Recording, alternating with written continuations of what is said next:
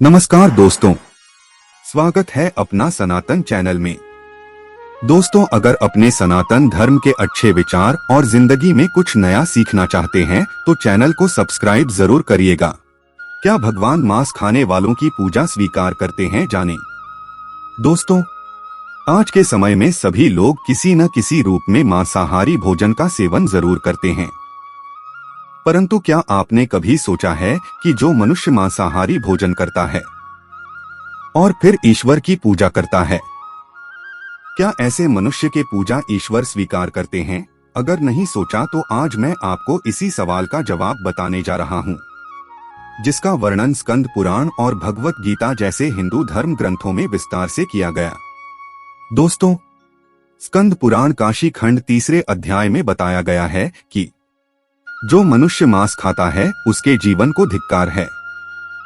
ऐसे मनुष्य को ना तो मृत्यु लोक में सुख मिलता है और ना ही मृत्यु के बाद दूसरे लोक में सुख मिलता है।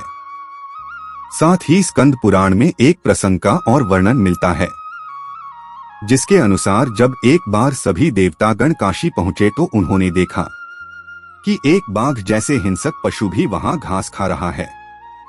इसके अलावा स्कंद पुराण में यह भी बताया गया है कि यदि भूख से किसी प्राणी की मृत्यु होने को हो तो भी उसे मांस नहीं खाना चाहिए।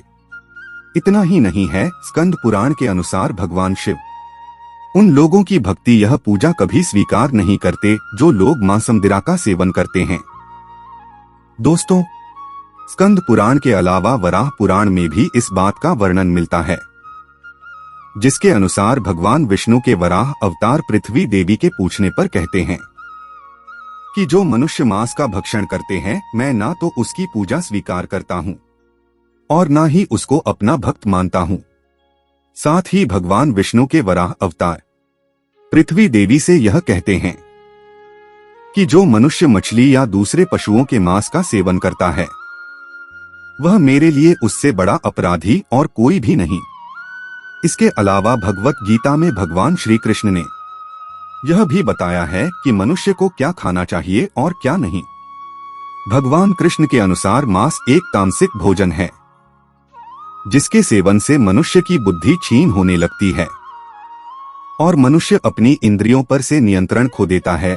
उसके बाद मनुष्य ना चाहते हुए भी कई तरह के अपराधों का भागी बन जाता है और ऐसा मनुष्य जब मेरी पूजा करता है या मुझे याद करता है तो मैं उसके पास नहीं जाता हूँ। दोस्तों, इसके बाद भगवान श्री कृष्ण गीता में कहते हैं कि मांसाहारी भोजन राक्षसों के लिए है, न कि इंसानों के लिए।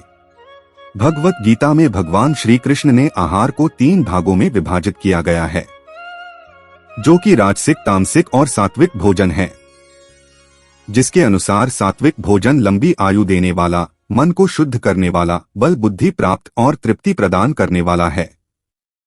हिंदू धर्म में मांस खाना सही है कि नहीं, इसके बारे में कई लोगों को भ्रम है और इसका मुख्य कारण यह है कि लोगों को धर्मशास्त्र में वर्णित ज्ञान का ना होना। दोस्तों, कुछ लोगों का तो यह भी मानना है कि वेद मांस भक्षण को जायज बताता है, लेकिन यह सच नहीं है।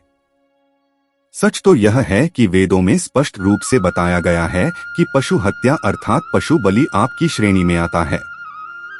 वेदों का सार उपनिषद और उपनिषदों का सार भगवत गीता है, जिसके अनुसार वेदों में मांस खाने की संबंध में स्पष्ट मना किया गया है। वेदों में बताया गया है कि जो मनुष्य नर, अश्व अथवा अन्य किसी पशु का मांस का सेवन कर उसको अपने शरीर का भाग बनाता है, गौ की हत्या कर अन्य जनों को दूध आदि से वंचित करता है, उससे बड़ा पापी इस सृष्टि में कोई भी नहीं।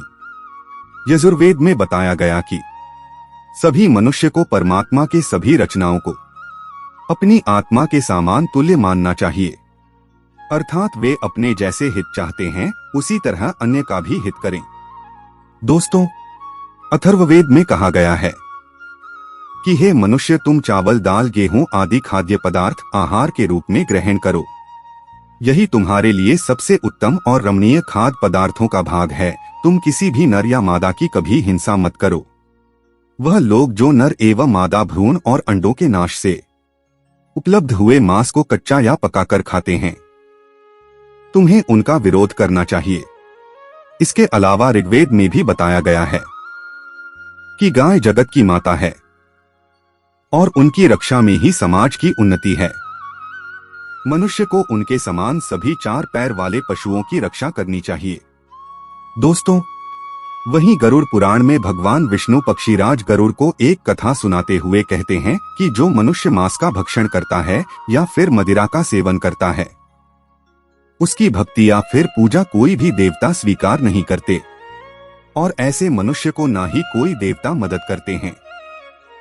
इसलिए मनुष्य को चाहिए कि वह सात्विक भोजन करें ताकि उसके जीवन काल और मृत्यु के बाद भी ईश्वर का शरण मिल सके।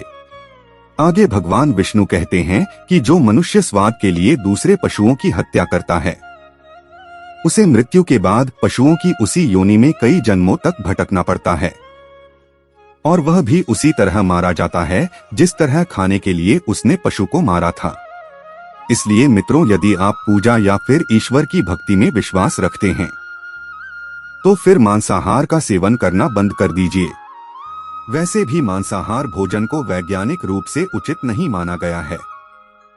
यह मनुष्य को कई तरह के रोगों से भी ग्रसित कर देता है।